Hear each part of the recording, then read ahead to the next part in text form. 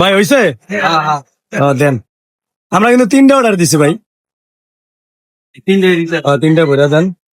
বন্ধুরা দেখো, আমরা আজকে সন্ধ্যার পরে এমন একটা জায়গায় খাইতে আসলাম। হ্যাঁ, তোমরা এই জায়গাটা অনেকেই চিনবা। সেটা আর কোথাও না, এটা হলো আমাদের কেরানীগঞ্জ উপজেলা গেটের সামনে। তো আমরা মামাকে সাথে নিয়ে আসছি খাওয়ার জন্য। এই ভাইদের খাবারটা নাকি খুব ভালো হয়। এখনো খাই না, আগে খাইয়া দেখি যে কি পরিস্থিতি। ভাই এই যে প্লেটে দিতেছেন, এটা প্রাইস কয় টাকা? 120 টাকা। আর পরোটা তো সাথে আছে মনে হয় নাকি? আলাদা রেট।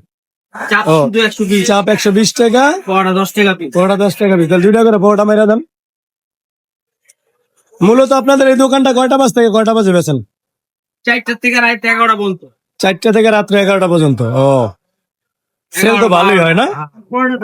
আচ্ছা, আমাদের খাবার রেডি হয়ে যাচ্ছে ইনশাল্লাহ। এখনই আমরা খাবো।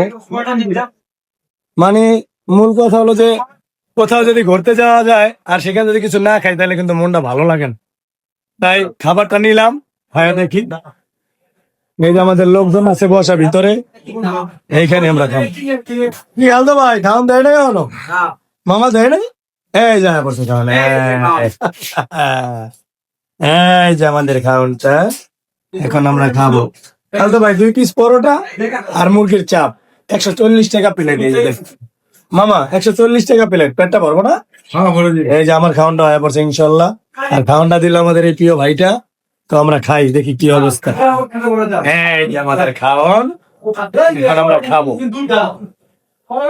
মামা একটু ধরেন, একটু খাইয়ে দেয়। এত ব্যবসা করলে কেমন হইব? এই যে খাবারটা, কাগজে নেন, পরোটা বানাইছো। সালাদ আছে, এই যে সস আছে, আর মাংস দিয়া বিসমিল্লাহ।